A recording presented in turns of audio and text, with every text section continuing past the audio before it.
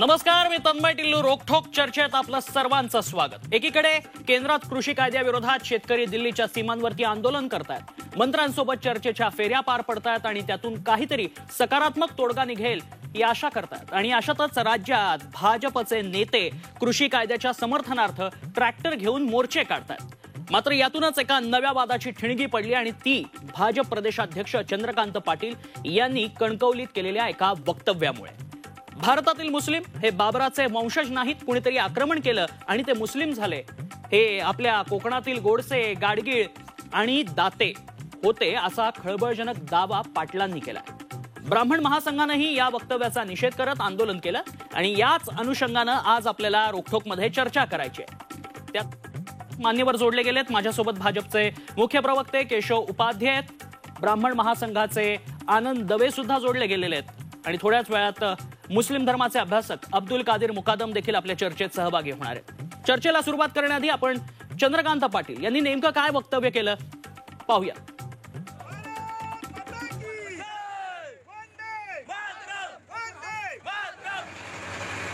सगळ्यांना सामावून घेतलं. एक मुसलमानाने समजून सांगितलं की त्याला तुम्हालाही मस्जिदीला जागा द्या. त्याला पटवलं की अरे बाबा बाबर काय तुमचा वंशज आहे, तर गेला, तुम्ही इथले कोणीतरी आमच्या कोकणातले गाडगिळी दाते ते तुम्ही काहीतरी कोणीतरी आक्रमक झालं आणि मुसलमान झालं हे मोदींनी समजावून सांगितलं. शांतपणे राम मंदिर केलं, भूमिपूजन झालं, 3 वर्षात मंदिर होणार आहे, मंदिर वही बनाएंगे वगैरे सगळं आता पूर्ण झालं. आणि याच अनुषंगानं आता आपण चर्चा करूयात. थेट जातोय केशव उपाध्यांकडे. केशवजी, चंद्रकांत पाटलांच्या म्हणण्याचा खरं तर नेमका अर्थ काय? कारण हाच सगळ्यांना प्रश्न पडलेला आहे. कृषी कायद्याच्या समर्थनार्थ एकीकडे आंदोलन करण्यात आलं होतं, एकीकडे सभा घेण्यात आली होती आणि त्यात हे वक्तव्य करण्यात आलेलं आहे. याचा नेमका अर्थ काय? 100% सांगतो तुम्हाला या वाक्याचा नेमका अर्थ काय. आणि विपर्यास करण्यापूर्वी थोडीशी बॅकग्राऊंड आपण नीट तपासून बघितली पाहिजे, त्यांचा संदर्भ काय होता. असं आहे की शेती कायदे याच्यावर संदर्भामध्ये कालची त्यांची रॅली, ट्रॅक्टर रॅली होती आणि आपल्याला हे सगळ्यांना माहिती आहे की 2019 साली नरेंद्र मोदीजी मोठ्या संख्येने निवडून आले आणि काँग्रेसचे 50-55 खासदार निवडून आले. ज्या पद्धतीने एक विशिष्ट वर्गांमध्ये नरेंद्र मोदींची लोकप्रियता अफाट आहे. उदाहरणार्थ, मला माझं पूर्ण करू द्या. उदाहरणार्थ, महिलांमध्ये महिलांच्या अनेक योजना मोदींनी राबवल्या, ज्यातनं महिला मोठ्या संख्येने, मग ते राष्ट्रीय निवडणूक असो ते आता बिहारची निवडणूक असो, एक महिला मोठ्या संख्येने नरेंद्र मोदींना मदत करतायत, त्यांना मतं देत आहेत. तसंच मुस्लिम महिलांचा प्रश्न सोडवले, ट्रिपल तलाकचा प्रश्न सुटला, हा एक संदर्भ आहे. दुसरं, ज्या पद्धतीने आता शेतकऱ्यांचे प्रश्न ते सोडवत आहेत, ज्या वेगाने शेतकऱ्यांचे एक प्रश्न मुद्दे ते सोडवत चाललेत, ते पाहता आता ही स्वाभाविक आहे की दादा हे म्हणायचं होतं की ज्या पद्धतीने आता 55 झाले ते त्यापेक्षा आणखीन कमी येण्याची शक्यता पुढच्या काळामध्ये दिसते आणि त्यामुळे गैरसमज निर्माण करण्याचा प्रयत्न केला जातोय. आता ते ज्या मूळ मुद्द्यावर जे आले, ज्याबद्दल आपली चर्चा सुरू आहे, त्यामुळे या ठिकाणी जो समाज आहे त्या समाजाचा, मग राम मंदिराचा मुद्दा असो, हे सांगितलं की शेवटी असं आहे की, आणि हे जर सत्य आहे की या ह्याच्यामध्ये देशावरती बाहेरनं मुस्लिम इस्लाम हा काही या देशातला धर्म नाही, तो बाहेरनं झाला. त्यानंतर आक्रमकाचे सगळा इतिहास आपल्या सगळ्यांना माहिती, प्रचंड आक्रमकाचा. त्याच्यामध्ये काय जी काही नावं काहीतरी गाडगे वगैरे नावं घेतली, ही नावं म्हणजे जणू काय ब्राह्मण समाजच जणू काय फक्त मुसलमान झाला, असं गैरसमजातनं, अशा ह्याच्यातनं या वाक्याचा चुकीचा अर्थ काढून त्याचा विपर्यास करण्याचा प्रयत्न काही जणांनी जरूर केला. एक म्हणायची पद्धत असते त्या भाषणामध्ये की पूर्वीचे कोण होते बाबा, तुम्ही इथलेच आहात, या देशाचे तुम्ही नागरिक आहात, या देशामध्येच तुमची मुळं आहेत, यातनं काहीतरी आक्रमणातनं किंवा अन्य काही कारणाने तुम्ही जरी धर्मांतरित झाला असाल तरी या समाजाचे तुम्ही इथलेच आहात, याच भूमीशी तुमचं नातं जोडलेलं आहे, तुमच्या मागच्या पिढ्या याच धर्माशी जोडलेल्या आहेत, हा त्याच्यामधला सांगण्याचा उद्देश आहे. ती सिम्बॉलिक नावावर लगेच त्याच्या जातीवरती न्यायचं, मला असं वाटतं हे चुकीचं, हे विपर्यास करण्यासारखं होईल. अशा पद्धतीने चर्चा करता योग्य नाही. बरं, पण मग सातत्यानं भाजपला अशा पद्धतीत एखाद्या विशिष्ट समुदायाला हे सांगण्याची गरज का भासते? सातत्यानं ही अशी वक्तव्य का केली जातात? कुठल्या सातत्याने मला सांगावं गेलं. सातत्याचा अर्थ असा असतो की ज्यावेळी 5-10 वेळापेक्षा अधिक असं गोष्ट म्हणली जाते, त्याला मला मराठीतलं ग्रामर जे मला कळतं, व्याकरण मराठीतलं कळतं, मराठीतली भाषा कळते, तुम्ही मला सातत्य शब्दाचा अर्थ विचारताय, त्याला ज्यावेळी 5-10 वेळा 25 वेळा एखादी गोष्ट केली जाते त्यावेळी सातत्य असा शब्द प्रयोग केला जातो. हे काल सभेमध्ये ज्या वेगवेगळ्या समाजासाठी नरेंद्र मोदीजी ज्या गोष्टी करतायत त्यातनं प्रत्येक समाज हा मोदीजींकडे जोडला जातोय, एक विश्वासाने बघतोय आणि त्याची भीती ती विरोधकांना बसलीये. त्यांनी या भूमिकेतनं संदर्भातनं ते सांगत होते टिल्लूजी, आणि त्यातनं ते असं म्हणाले की या सगळ्यातनं शेवटी प्रत्येक समाजाला हा समाज आपला आहे, इथला समाज आहे. म्हणजे आज जे हिंदू मुस्लिम राजकारण करू पाहतात जे राजकीय पक्ष, त्यांना ती भूमिका वेगळी आहे. आमची भूमिका सबका साथ सबका साथ सबका विकास ही आमची भूमिका आहे. आम्हाला धर्मात काही हे करायचं नाहीये. आणि मग जर असं असेल त्यातनं किंवा तुम्ही पूर्वी आमचेच होत, याच मातीचे आहात, याच समाजातले आहात, आपलेच आपण सगळे एकच आहोत, ठीक आहे. काळाच्या ओघात काही गोष्टी घडल्यात, परकीय आक्रमण झाली, त्या आक्रमणामध्ये सर्व एका विशिष्ट गट, एखाद्या विशिष्ट चेहराच फक्त धर्मांतरित झाला असं नाही. त्यावेळी जो आक्रमणामध्ये जो काही असाही मोठा समाज आहे जो आक्रमणामध्ये स्वतः ठामपणे टिकून राहिला, स्वतः धर्म बदलला नाही. पण त्यात असाही एक समाज आहे की जो त्या सगळ्या प्रेशरमध्ये धर्मांतरित झाला, पण तोही आपलाच आहे ना शेवटी. ही भूमिका त्याच्यामागची व्यापक भूमिका आहे. त्याच्यावर काहीतरी सिंबॉलिक नावावरून लगेच हा ब्राह्मण समाजाच्या विरोधी आहे असं म्हणणं हे अन्यायकारक आहे. दादा पाटलांवर मला याच मुद्द्यावरती आनंद दवे यांच्याकडे जायचंय. आनंदजी, आपली काय कमेंट आहे यावर? नाही, मुळात उपाध्यक्षजी ज्या पद्धतीने त्याचं समर्थन करतायत ना, खरं म्हणजे विचित्र वाटतं असं म्हणतो. याचं कारण सांगतो. ते व्यासपीठ जे होतं ते शेतकऱ्यांच्या मोर्चाविषयी, शेतकऱ्यांच्या समस्या हा विषय होता, जे आशिषजी सुद्धा सांगतात ते. मग असं असताना तिथं हिंदू मुस्लिम कन्व्हर्जन हा विषय चर्चेत यायचं काही कारणच नाही ना, पहिलं. दुसरा मुद्दा असा आहे की चंद्रकांत पाटलांनी जे विषय सांगितले की मोदीजी हे सगळं करतात आहे, की मोदीजी त्यांना सांगितलं, अरे बाबा, ते दादांची जी काय बोलायची पद्धत असेल, अरे बाबा तुम्ही आमचे इथलेच आहेत असं बोलतात. ते तसं का दादांनी नवीनच शोध लावलाय. मागच्या अनेक वर्षात या देशातलं हिंदुत्वाचं वातावरण तयार झाल्यानंतर ओवेसी सारखे मुस्लिम नेते सुद्धा आता मान्य करतात की आमचे पूर्वज हिंदूच होते. त्यात नवीन किंवा वेगळं काय केलंय भाजपनी किंवा दादांनी किंवा आणखी कोणी, तर काहीच नाही केलं. अनेक वेळा ही भूमिका अगदी वीर सावरकरांपासून ते मोहनजी भागवतांपर्यंत ही भूमिका मांडलेली आहे की इथले आता जे मुस्लिम आहेत ते जुने हिंदू होते, त्यात नवीन काही नाही. प्रश्न असा आहे की नवीन हिंदू होताना मोदीजींनी असं समजून सांगितलं की तुम्ही कालचे दाते गोडसे होते.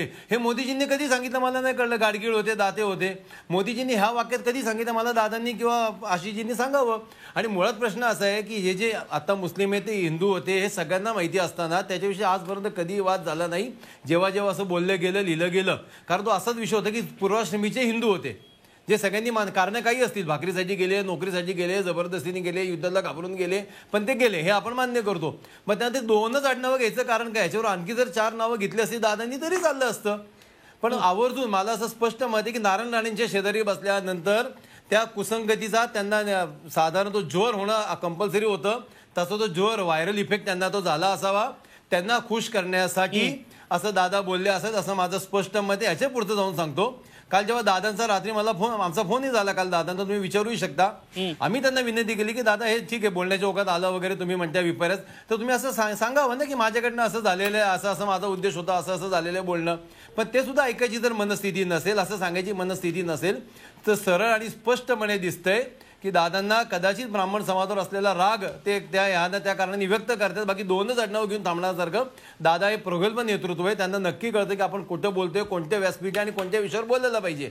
तर दादांकडे जाणून बुजून चूक झाली असं मला वाटत ना. झाली असेल तरी दुरुस्त करण्याची संधी होती, संधी आहे, ते त्याचा का वापर करत नाही हे आम्हाला कळत नाही. नक्कीच. केशवजी, आनंदजींचा हा जो मुद्दा आहे, एखाद्या विशिष्ट समाजाची नावं का घेण्यात आली, हा जो मुद्दा आहे त्याबद्दल आपल्याला काय म्हणायचं आहे? माझं म्हणणं तेच आहे की या सगळ्या विषयावरनं सातत्याने अशा पद्धतीने या निमित्ताने आपलं स्वतःचं राजकारण ज्याला करायचंय त्यांनी ते, एकीकडे तुम्ही म्हणता की दादा प्रगल्भ आहेत, दुसरीकडे म्हणता त्यांनी जाणीवपूर्वक कुसंगती जळाली. म्हणजे किमान आपण राजकारण करण्याच्या नादामध्ये आपण आपली विधानस्व तर्कशुद्ध पद्धतीने मांडत नाही याचं तरी भान मला असं वाटतं की तुम्ही ठेवलं पाहिजे. नाही, अतिशय व्यवस्थित मांडलेली, अतिशय व्यवस्थित मांडलेली आहेत. आमचं तेच म्हणणे, प्रगल्भ असला तरी माझं पूर्ण होऊ द्या. अहो माझं पूर्ण होऊ द्या. माझं हे बघ, अहो टिल्लू, मला माझं पूर्ण कारण मी तुमच्यामध्ये आलो का? आपण चर्चा करतोय, तुम्ही मी आपण असं आहे की आपण शेवटी असं आहे की आपण दोघंही भांडून त्याच्यावरती काय होणार नाही. आपण भूमिका मांडतोय, तुम्ही तुमची भूमिका मांडा, माझी भूमिका मला मांडू द्या, मी तुमच्यामध्ये. बोला केशवजी बोला. त्यामुळे या सगळ्या विषयामध्ये चंद्रकांत दादानी येस असं आहे की आपला इतिहास आपल्या सगळ्यांना माहिती आहे. जे साधारणतः म्हटलं जातं की 7व्या-8व्या शतकामध्ये अरब याच्यामध्ये पहिल्यांदा सिंधमध्ये आले, तिथे ते थांबले, त्याच्यानंतर तुर्क आले, वेगवेगळ्या प्रकारचे, मग त्यातनं येत गेले आणि मग पुढे पुढे हळूहळू ज्या पद्धतीची, मग जसं आता आनंदजींनी सांगितलं की मग कुणी नोकरीसाठी, कुणी बळजबरीने, कुणी रोटीसाठी अशा वेगळ्या पद्धतीने धर्मांतर होत गेली. ही धर्मांतर काही विशिष्ट घटकांपुरती, एका विशिष्ट 2-4 नावापुरती ही मर्यादित नव्हती. हा सगळ्या जगातला इतिहास, आपला भारतातला इतिहास आहे, हे तर वास्तव आहे. आणि ह्याच्यामध्ये ही 2च नावं का घेतली? हा 2 नावं असं आहे की त्या बोलण्याच्या ओघात भाषणामध्ये त्याच्यातली 2 नावं ती घेतली. ही आता असंही कुठलीही 2 नावं घेतली गेली असती. फॉर एक्झाम्पल आपण चर्चा करतोय ऑन मेरिट, तरी सुद्धा तोच विषय झाला असता. प्रश्न हा नाही, हा प्रश्न हा आहे की हे लोक 2 नावं कोणत्या प्रश्न नाहीये. प्रश्न हा आहे की या ठिकाणी तुम्ही व्यापकपणे का संकुचित वृत्तीनं बघणार, हा मुद्दा आहे. या समाजामध्ये जो समाज आज मुस्लिम समाज जो मोठ्या संख्येने आहे, त्यातला बहुतांशी म्हणजे आता ओवेसीचं सगळ्यांनी मान्य करतात की त्यांचे पूर्वज हिंदू होते, इथलंच त्यांचं होतं, काही कारणाने धर्मांतरित झाले. ते आपले, आपण सगळे विकास करूया, ही व्यापक भूमिका नरेंद्र मोदीजी मांडतायत. ती भूमिका आपण स्वीकारणार की संकुचित हीच 2 नावं का घेतली, अमुकच का नाही घेतलं मग नाव तुम्ही, अशा संकुचित वृत्तीने आपण राहणार, याचा त्यांनी विचार करायचा आहे. त्यामुळे त्या पद्धतीने विचार आपण केला पाहिजे की आपल्याला सगळ्यांना सोबत घेऊन जायचंय. प्रश्न 1-2 नावाचं सिम्बॉलिक मध्ये नावं घेतली म्हणजेच तुम्ही ब्राह्मण अन्याय केला, अशा संकुचित वृत्तीने मला वाटतं दवेजी आपण बघू नये. आपण ज्येष्ठ आहात, विचारवंत आहात आणि पुण्यामध्ये तुम्ही असता. माझी तुम्हाला विनंती आहे की याच्यामध्ये 2-3 नावाचं राजकारण, आनंदजींना काय वाटतंय हे आपण जाणून घेऊयात. पण समाजाबद्दल दोष नक्कीच केशवजी मुद्दा लक्षात आलाय. पण आनंदजी अगदी थोडक्यात सांगाल नेमकं आता तुम्हाला काय यावरती वाटतंय, कारण आपल्या कार्यक्रमाची वेळ आता थोडक्यात संपत आलेली आहे. आम्ही येतो त्याच्यावर. मी त्याच्यावरच येतोय आता. मी मगाशी सुद्धा सुरुवात केली की याच्या आधी सुद्धा हा विचार अनेकांनी मांडलेला आहे, कधीही याच्याविषयी विपर्यास झालेला नाही, मुस्लिमांनी सुद्धा आक्षेप घेतलेला नाहीये. कारण असं बोललं जातं की आधीचे हिंदू होते, त्या सगळे जाती धर्म सगळे आली लोक, पण यावेळी आवर्जून ह्या 2 जातींनी किंवा हे 2 पूर्वाश्रमीचे हे 2 होते, याचा अर्थ काय होतो, बाकी कोणी नव्हतं असं सरांनी स्पष्ट अर्थ त्याच्यामध्ये होतो. जसं आता केशवजी म्हणतात की बोलण्याच्या ओघात बोललं गेलं, आमची तीच अपेक्षा होती की बोलण्याच्या ओघात बोललं गेलं असं सांगावं, हा विषय मिटतोय ना. पण मी काही बोलणारच नाही, माझ्याकडनं काही वक्तव्य येणारच नाही, हे योग्य नाही, हे अपेक्षित नाही, असं आमचं म्हणणं आहे. मला अब्दुल कादर मुकादम यांच्याकडे सुद्धा जायचं, ते जोडले गेलेले आहेत आपल्या कार्यक्रमात. अब्दुलजी, स्वागत आपलं कार्यक्रमात रोखोक चर्चेमध्ये. चंद्रकांत पाटलांनी एक वक्तव्य केलंय, त्यावरती मुस्लिमांना नेमकं काय वाटतं? आता मुस्लिमांना आपण हा मुस्लिम हा शब्द वापरतो, हा फार व्यापक दृष्टीने वापरतो. एकाच तऱ्हेचे मुस्लिम असं कुठेच नाही आहेत. अनेक मुस्लिम जाती जमाती, अनेक पंथभेद आहेत, किंवा त्याच्यामध्ये इस्लाम सुद्धा एक येत नाही. प्रत्येक ठिकाणचा इस्लाम वेगळा आहे.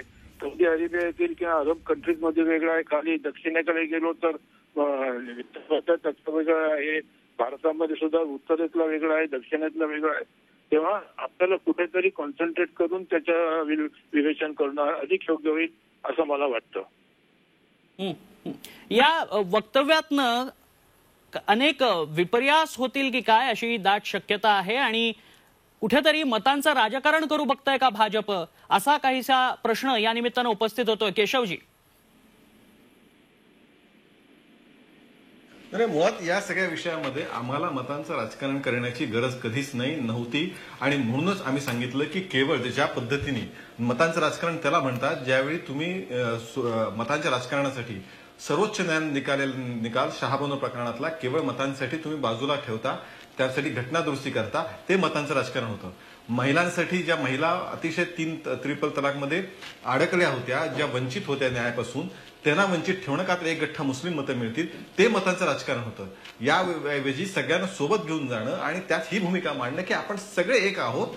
ठीक आहे, काही काळाच्या ओघात तुम्ही तसं झालेलं आहे, पण त्याचा अर्थ तुम्ही वेगळे नाही आहात, तुम्ही इथलेच आहात, आमचं सगळे आपण एकत्र आहोत, ही भूमिका मांडणं मला असं वाटतं ही व्यापक भूमिका आहे. आणि व्यापक भूमिकेचं खरं तर स्वागत व्हायला हवं. त्याच्याऐवजी 1-2 नावावरनं राजकारण असं करणं की नाही हीच नावं का घेतली, प्रश्न ही नावं घेण्याचा नाहीच आहे. आपल्या सगळ्या इथल्या भारतातल्या प्रत्येकाला इतिहास माहिती आहे की सर्व समाजातल्या सर्व घटकांचे काही ना काही संदर्भामध्ये अशा पद्धतीचं धर्मांतरण झालं.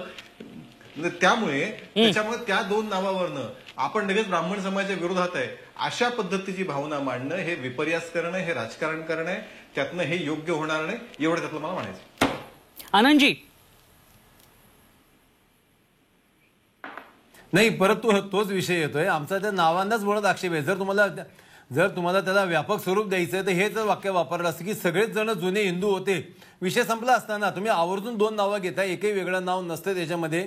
वस्तुस्थिती काही लोकांना माहीत असताना कोकणातल्या जागेत राणेंच्या व्यासपीठावर शेतकऱ्यांच्या मोर्चामध्ये हे वाक्य वापरणं मुळात ह्याचं काय कारण काय तारतम्य काय हेच मला कळलेलं आहे की कसं वाक्य वापरले गेले.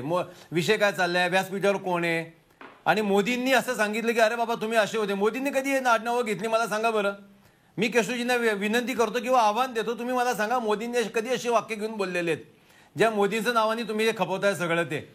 पुन्हा एकदा चुकीचं झालेलं बोलण्याच्या ओघात माणूस बोलू शकतो.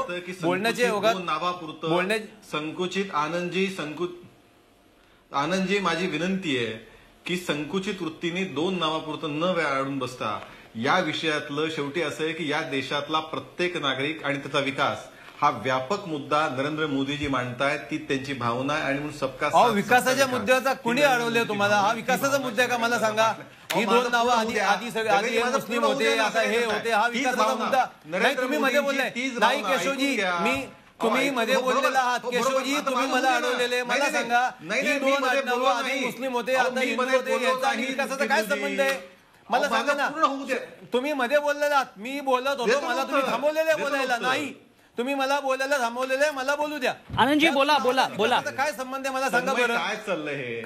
काय केशवजी मी तुमच्याकडे येतो पुन्हा एकदा. आनंदजींचं पूर्ण संपू देत बोलणं. आनंदजी बोला. ठीक आहे. मुळात केशवजींनी मला मध्ये थांबवलेलं. केशवजींनी मला इंटरप्ट केलं होतं. मी सांगतो तुम्हाला ही 2 नावं आधीचे पूर्वाश्रमीचे हिंदू मुस्लिम हा विषय घेण्याचा आणि विकासाचा काय संबंध आहे, त्यात मोदींजीच्या नावावर हे वाक्य खपवणं याचा काय संबंध मला या 2 गोष्टी कळलेल्या नाहीयेत. त्यामुळे जे काय घडलंय ते जाणून बुजून केलं का नाही ह्याचा विचार होऊ शकतो, पण जे झालेले ते वाक्य चुकीचं आलेले नक्की आहे. आणि जर एखादं वाक्य चुकीचं आलं असेल तर बोलण्याच्या ओघात ते वाक्य येतात. मध्यंतरी आम्ही एकनाथ खडसे यांना सुद्धा विरोध केला होता. त्यामुळे जे वाक्य चुकीचं आलं ते आलंय. त्यांनी सुद्धा असंच वाक्य वापरलं होतं की आम्ही एका ब्राह्मणाला दान दिलं. आमचं त्यांना म्हणणं होतं की तुमचा आणि देवेंद्रजींचा राग आम्ही समजू शकतो, तुम्ही असं सांगा आम्ही देवेंद्रांना दान दिलं, आमचं काही म्हणणं नाहीये. व्यक्तिगत आरोप प्रत्यारोप होत राहतात, पण आम्ही मुख्यमंत्रीपदाचं दान एका ब्राह्मणाला दिलं असं म्हणायची त्यांनी गरज नव्हती. आम्ही त्यांना सुद्धा विरोध केला होता. ते आमच्या बरोबर आले, त्यांनी सांगितलं आम्हाला असं काही म्हणायचं नव्हतं, आम्ही दिलगिरी व्यक्त करतो, आम्ही विषय संपवला. बोलण्याच्या ओघात माणूस चुकतो, आमच्याकडनं सुद्धा काही चुका होत असतील, पण परत त्या आवर्जून ठेवायचं, त्या वाक्यावर ठाम राहायचं, लोकांच्या समोर यायचं नाही. ही भूमिका कशी केशवची मला कळलेलं नाहीये. आम्ही पुढच्या 2 दिवसात 3 दिवसात दादांची भेट मागितली, दादांना भेटू तेव्हा सुद्धा आम्ही हा विषय करू. बरं नक्की. आनंदजी मुद्दा लक्षात आला. मला अब्दुलजींकडे जायचं आहे याच अनुषंगानं. अब्दुलजी, सातत्यानं मुस्लिमांचं वक्तव्य यात समोर येत आहे आणि याच अनुषंगानं एक प्रश्न उपस्थित होतो, तो म्हणजे कोकणी मुसलमान या एका समाजाचा, विशिष्ट समाजाचा. यामागचा नेमका इतिहास काय आहे आणि याबद्दल तुम्ही विस्तृत काय सांगाल? सांगतो. पहिली गोष्ट ही सांगतो की अमेरिकनच्या CIA ची जी संस्था आहे त्याचे निवृत्त अध्यक्ष ग्रहाम फुलर यांनी असं सांगितलेलं आहे की जगामध्ये इस्लाम इतका गैरसमज दुसऱ्या कुठल्याही धर्माच्या बाबतीत झालेला नाही आहे. आपल्याकडे मुसलमानाविषयी गैरसमज आहेत, इस्लाम आहे आणि सगळ्यांच्या विषयात. आता कोकणी संपूर्ण वेगवेगळ्या ठिकाणी जे काही कन्व्हर्सेशन किंवा नसेल वेगवेगळ्या परिस्थिती वेगवेगळ्या कारणात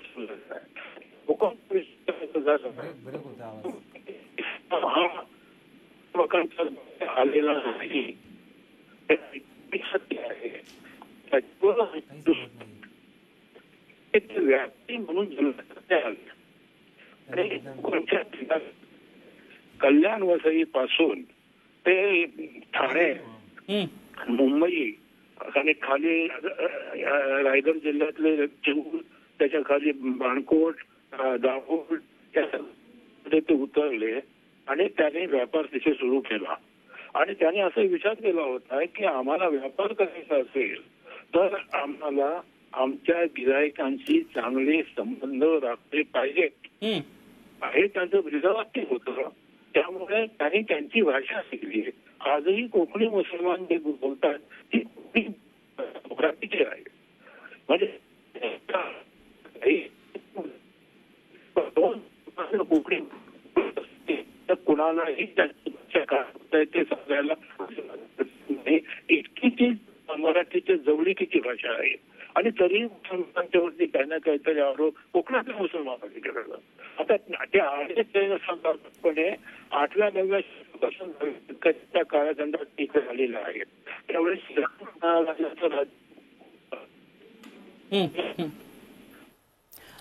मुळात अब्दुलजी यांना म्हणायचं होतं की व्यापाराच्या दृष्टिकोनातनं केशवजी मी तेच म्हणतोय की व्यापाराच्या दृष्टिकोनातनं इथल्या मुस्लिमांचं कन्व्हर्जन करण्यात आलं किंवा त्यांनी इस्लाम कबूल केलेला आहे, या दृष्टिकोनातनं त्यांना त्यांच्याकडे बघितलं गेलं पाहिजे असा त्यांचा खरं तर मुद्दा होता.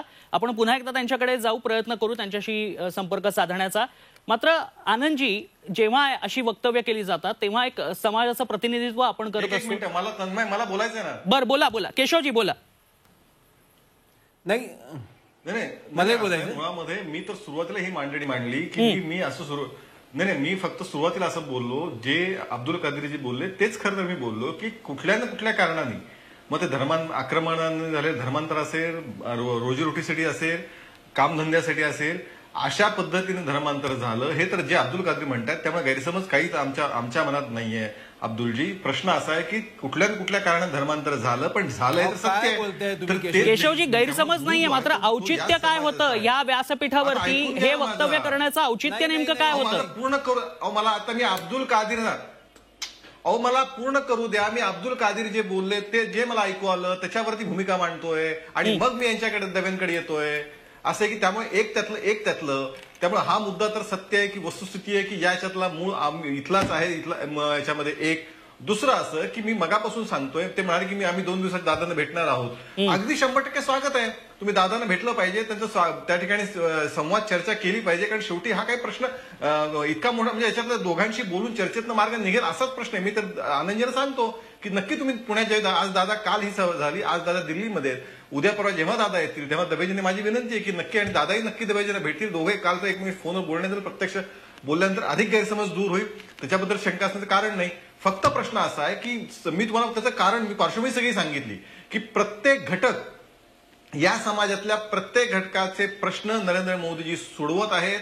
त्या प्रश्न त्यांना विकासाकडे घेऊन जात आहेत आणि ते सांगताना ते कशा पद्धतीने सोडवत आहेत ते सांगत होते या भूमिकेतनं की मुस्लिम समाज आहे पण तो आपला समाज आहे, या समाजाने याच देशातला मूळचा समाज आहे हे सांगण्याचा त्यांनी प्रयत्न केला. पण त्याच्यावरनं 2 नावावरनं इतकं लगेच राळ उठवायची मला असं वाटतं योग्य नाही. आणि त्याच्या पुढे जाऊन आनंदवेला माझी विनंती आहे की नक्की उद्या परवा ज्यावेळी दादा येतील, दादाही तुम्हाला ओळखता, तुम्ही दादांना ओळखता. बरं केशवजी, मुद्दा लक्षात आला. मला आनंदजींकडे जायचंय. आनंदजी, तुमचं म्हणणं मांडणं. नाही, मुळात आता केशवजीच्या म्हणण्याकडे मी लक्ष देत नाही, तेच सगळं विषय होता. अब्दुल कादीर यांनी ज्या पद्धतीने इस्लाम मांडला त्याला माझा ते नीट ऐकू आलं ना, म्हणजे तुम्ही सांगितलं त्याच्यावर माझा आक्षेप आहे. व्यापारासाठी कन्व्हर्जन झालेलं नाहीये, व्यापारासाठी कधीही कन्व्हर्जन होत नाहीत. नेताजी पालकरांना मुस्लिम केलं होतं, ते काय व्यापारासाठी केलं होतं? निंबाळकरांना केलं होतं, व्यापारासाठी केलं होतं. आमच्या संभाजी राजांना इंचाच्या पद्धतीने तुम्ही त्यांची मारलं, ते काय व्यापारासाठी केलं होतं? फक्त धर्मासाठी केलं होतं. इथं इस्लाम धर्म आणायचा होता म्हणून केलेलं होतं. तुम्ही उगाचच त्याला एक सौम्य स्वरूप देऊ नका. आणि केशवजींना मला आश्चर्य असेल, केशवजी ह्या वक्तव्यावर तुम्ही आक्षेप न घेता तुम्ही त्यांना सांगता तुमचा मुद्दा मान्य आहे त्यांचा, त्यामुळे किती तुम्ही आता लाचारी करतात असं माझं एक स्पष्ट म्हणणं आहे. इस्लामचं खोटं प्रकरण अब्दुलजी खोटा इस्लाम दाखवतात लोकांच्या पुढे. आज तो माझा चर्चेचा विषय नाही. मग केशवजी थांबा. इराक सारखा पार्शियन देश मग तो काय व्यापारासाठी झालाय का काय? तो काय व्यापारासाठी इराक पूर्ण मुस्लिममय केल्या का काय त्यांनी? त्यामुळे खोटं बोलू नका. आम्ही आमच्यात भांडू काही करू. नक्कीच आपण अब्दुलजींचं यावरती काय मत आहे हे जाणून घेऊयात. अब्दुलजी, ही जी सगळी चर्चा आहे त्यात आनंदजींचं म्हणणं आहे की त्याला सौम्य स्वरूप देण्यात येऊ नये. नेमका ह्याकडे तुम्ही कसं बघता? हॅलो, माझा आवाज येतोय अब्दुलजी? आनंदजीच्या प्रश्नाला उत्तर द्यायला मला संधी द्या. बोला. हॅलो ना, बोला अब्दुलजी, बोला. आनंदजी, तुम्हाला एक गोष्ट स्पष्टपणे सांगतो, मी सौम्यकरण करण्यासाठी कुठलेही माझे मुद्दे मांडलेले नाही. मी इथेच मांडलेले आहे, वास्तव आहे केलेले आहेत. त्याच्यामध्ये पहिला की facts are sacred, convince are free. आत्ता सांगितलेलं याच्यातलं प्रत्येक अक्षर ना अक्षर फॅक्ट आहे, वास्तव आहे. हे काय सांगतायत? कोकणामध्ये व्यापारी आले, ते सहकुटुंब आले नाही. ते फक्त पुरुषच आले आणि त्याने स्थानिक स्त्रियांशी लग्न केलेली आहेत. त्या लग्नाला कोणीही त्यावेळेस आक्षेप घेतला नाही. पण ह्या मिश्र विवाह पद्धतीत जी काही प्रजा निर्माण झाली तीच आज कोकणी मुसलमान म्हणून ओळखली जातात. तुम्ही उत्तरेतलं घेतलं असेल, उत्तरेतलं जे काही धर्मांतर आहे ते वेगळ्या कामामुळे झालं आहे.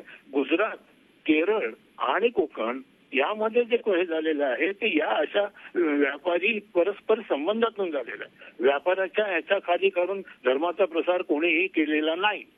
आणि कुराणामध्ये एक श्लोक आहे, there should be no compulsion in religion. आता हे जर कोणी अब्दुलजी, हे तद्दन खोटं बोलताय तुम्ही. मला काहीच ऐकू येत नाही काय म्हणतात ते. हे तद्दन खोटं बोलताय तुम्ही दादाजी. धर्मांतर ही आक्रमण करून आक्रमकांनी केली. अहो खोटं हा इतिहास आहे अब्दुलजी. आम्हाला पूर्ण आदर आहे तुमच्याबद्दल, पण तुम्ही इतकं तद्दन खोटं बोलणं, केवळ व्यापारात करणं, हे मला वाटतं हे चुकीचं आहे. अशा पद्धतीची भूमिका मांडू नका. सत्य हे स्वीकारलं पाहिजे की धर्मांतर परकीय आक्रमक इथे आले आणि त्यांनी मोठ्या प्रमाणात धर्मांतर केलं. अतिशय कठोरपणे वाईट वागून. अब्दुलजी, एक केशवजी, आपण अब्दुलजींचा मुद्दा पूर्णपणे ऐकून घेऊयात. मला असं वाटतं हे बघा, नाही तन्मयजी, मला त्यांचं काहीच विचार करणाऱ्यांची पद्धत. आनंदजी, येतो मी तुमच्याकडे. मूळच्या मुद्द्याला बगल देऊन त्यांना काहीतरी हे करायचं असेल. मी बोललेल्या ह्याच्यातला एक शब्दही खोटा नाही आहे. मी गॅरंटी देऊन सांगतो, कुठलाही सांगणी तुम्हाला पुरावे सादर करतो. तुम्ही अब्दुलजी हे तद्दन खोटं बोलताय. झालं हे इतकं खोटं शतकापर्यंत अत्यंत वाटतं ते बडबड करू नका. अब्दुलजी, तुमच्यावर आदर आहे आम्हाला. ठीक आहे, अब्दुलजींचा मुद्दा लक्षात आलेला आहे.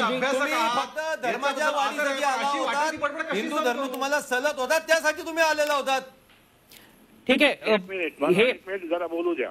माझी सगळी परिज्ञान मग तुम्हाला काय उत्तर द्यायचं असेल त्याला. आक्रमणं झाली ती उत्तरेकडून झालेली आहेत, दक्षिणेकडून झालेली नाही आहेत. उत्तरेतून मग दक्षिणेत आले. अब्दुलजींचं जे म्हणणं आहे तो सगळा इतिहास झालेला आहे, आपण पाहतोय. मात्र आपण पाहिलं तर चंद्रकांत पाटील यांनी जे वक्तव्य केलेलं आहे त्यावरनं आता चंद्रकांत पाटील एका विशिष्ट समाजाच्या वरती हे जे वक्तव्य झालं त्याबद्दल माफी मागणार का, आणि ब्राह्मण महासंघ यापुढे आंदोलन करणार का, याच संदर्भात ते पाहणं महत्वाचं ठरेल. आज आपण या विषयावर चर्चा केली. जमलेल्या मान्यवर आपण आलात, वेळ दिलात, त्याबद्दल आपले धन्यवाद. रोखोक मध्ये आज इथेच थांबतोय. तुम्ही पाहत राहा झी 24 तास. रहा एक पाऊल पुढे.